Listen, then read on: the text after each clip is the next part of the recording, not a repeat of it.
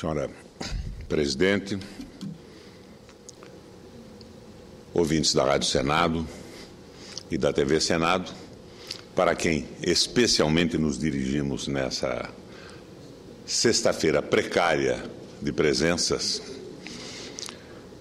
eu venho à tribuna hoje para conversar sobre a precarização do trabalho e tecer alguns comentários, senador Mozarildo, sobre o projeto de terceirização do trabalho que tramita na Câmara Federal. Senadora Ana Amélia, parodiando o grego Ésquilo, segundo o qual a primeira vítima da guerra é a verdade, diria que a primeira vítima da crise financeira global são os direitos dos trabalhadores. É o gesto impulsivo, inevitável, dos capitalistas cortar gastos para não ter reduzidos os seus lucros. E cortar gastos não significa tão somente cortar vagas. Afinal, a máquina não pode parar. Cortar gastos quer dizer, principalmente, cortar direitos. E a tal da flexibilização dos direitos trabalhistas vem aí. Eufemismo malandro, esperto, para a cassação dos direitos conquistados ao longo de 200 anos de história pelos trabalhadores de todo o mundo. Vejam, na origem da crise financeira global está o descompasso entre o aumento da produtividade e o aumento do salário dos trabalhadores norte-americanos, no caso. À medida que o aumento da produtividade não é incorporado aos salários, temos um achatamento dos ganhos. Ora, com salários arrochados, os trabalhadores não têm como pagar as hipotecas de suas casas, a escola de seus filhos, o carro, e desmorona-se toda a engenharia financeira do subprime e dos derivativos. Os empréstimos a prazos longos e juros altos. E quando explode a crise, provocada pela irracionalidade da financiarização da economia, pela avidez dos especuladores, no lombo de quem desabam as consequências.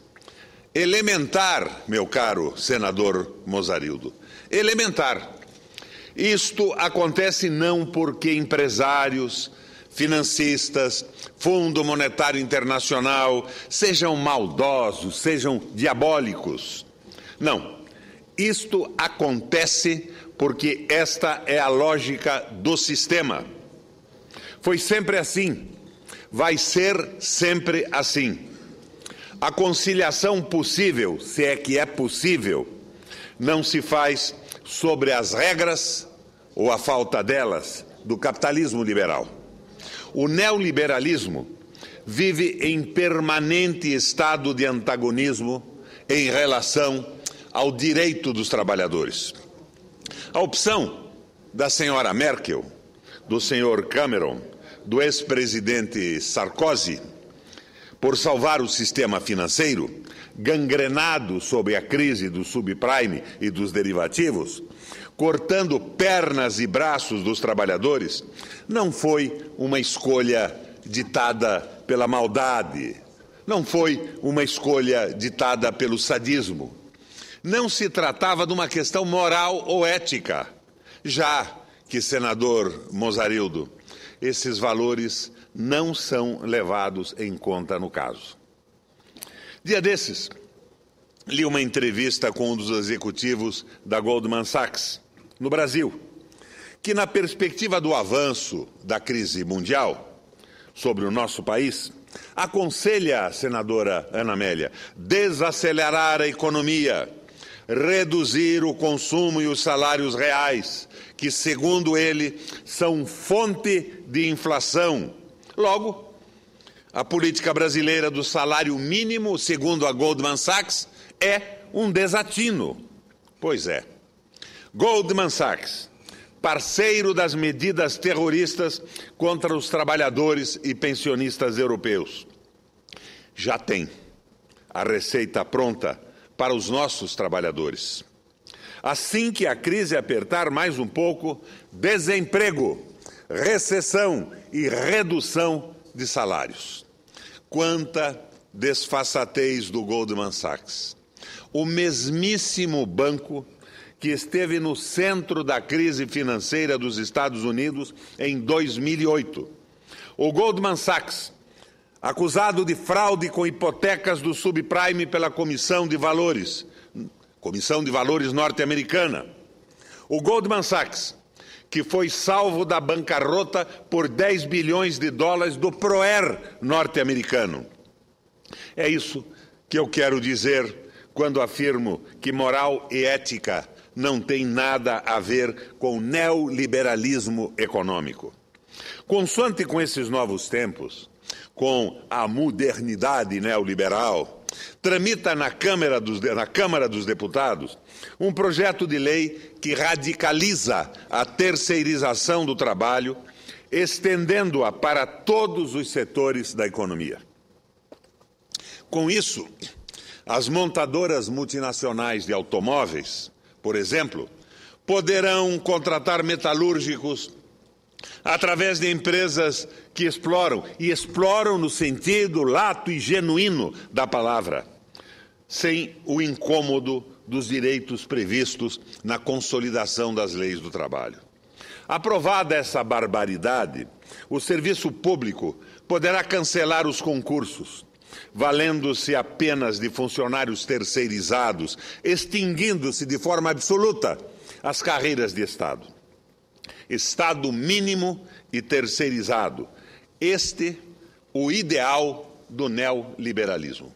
Agora, se somarmos a precarização da mão de obra, a desqualificação do trabalho provocada pela crise econômica, com o fechamento de fábricas, de laboratórios de pesquisa e desenvolvimento de produtos e de empresas de uso intensivo dessa tecnologia, temos uma mistura altamente corrosiva, avançando como câncer sobre o futuro de países em desenvolvimento. E países em desenvolvimento, principalmente. Vamos a alguns dados no que toca ao nosso Brasil. Na década de 80, a produção industrial brasileira era superior à produção industrial somada da China, Coreia do Sul, Malásia e Tailândia. Hoje, a nossa produção industrial não alcança 15% da produção industrial desses países. Em apenas 15 dias de funcionamento, apenas as fábricas chinesas produzem o equivalente à produção anual da indústria brasileira. A globalização neoliberal, a que o Brasil aderiu gostosamente nos anos 80 e 90, desnacionalizou e desindustrializou a produção industrial nacional. Nos anos do Fernando Henrique vocês conhecem, é aquele sujeito que hoje usa um ridículo fardão na Academia Brasileira de Letras.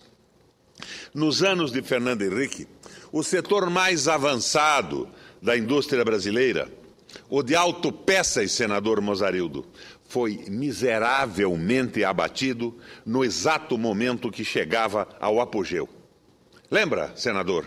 A Metal Leve, a Cofap, a Freios Varga, cuja qualidade dos produtos era internacionalmente respeitada, essas empresas não suportaram a diminuição radical das tarifas de importação, que desabaram para apenas 2%.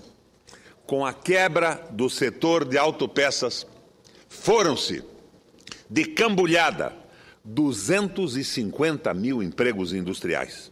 Empregos de altíssima qualificação, com o fechamento de 3.200 fábricas no Brasil. Os fantásticos laboratórios de pesquisa e desenvolvimento de produtos que as fábricas mantinham, fecharam-se e foram transferidos para os países que absorveram essas indústrias. Este rápido e crudelíssimo processo de desindustrialização, com o fechamento de fábricas e ociosidade do parque industrial brasileiro, bombardeado pela abertura e pela submissão colonial, acumulou um passivo estimado à época de 250 bilhões de dólares. 250 bilhões de dólares em máquinas, em tecnologia, em pesquisas e em mão de obra especializada. A valores de hoje, senadores, mais de 500 bilhões de dólares. Muito mais que as nossas tão decantadas reservas cambiais. Em meados da década de 80, o produto industrial brasileiro representava 36% do produto industrial bruto. No ano passado, caíra para 13,3%. E o número de metalúrgicos empregados sofrera um corte de 34%. A desqualificação do emprego industrial nos anos de adesão sabuja, servil, colonial à globalização neoliberal não foi recuperado nesses 12 anos de governo do PT. O esvaziamento do setor industrial, com a consequente degradação do trabalho qualificado, não foi estancado no período Lula-PT. A entrada da China, a partir dos anos 2000, no mercado como grande consumidora de commodities, atenua os efeitos econômicos da desindustrialização e da desnacionalização. No Brasil e na América do Sul. Lenitivo agora que se dissolve com a diminuição da voracidade compradora dos chineses. Vejam esses dados do passado recente. Em 2006, o déficit da balança comercial dos manufaturados era de 6 bilhões de dólares. 6 bilhões de dólares em 2006. Em 2011, decorridos apenas 5 anos, portanto, esse déficit pulou para 96 bilhões de dólares. Hoje, senador Mozarildo, segundo as últimas estatísticas, ultrapassa 100 bilhões de dólares. Enfim, os empregos industriais altamente qualificados foram exportados. Hoje existem lá fora, não no nosso Brasil. Insisti nesse tema da desqualificação do emprego, porque quanto mais se desqualifica a mão de obra, menor proteção tem o trabalhador, menor o poder dos sindicatos, menor a influência do trabalho nas relações sociais. Hoje, o Sindicato dos Metalúrgicos, que associa trabalhadores mais qualificados e, em consequência, mais organizados e mais politizados, não tem o mesmo peso que nos anos 70 e 80.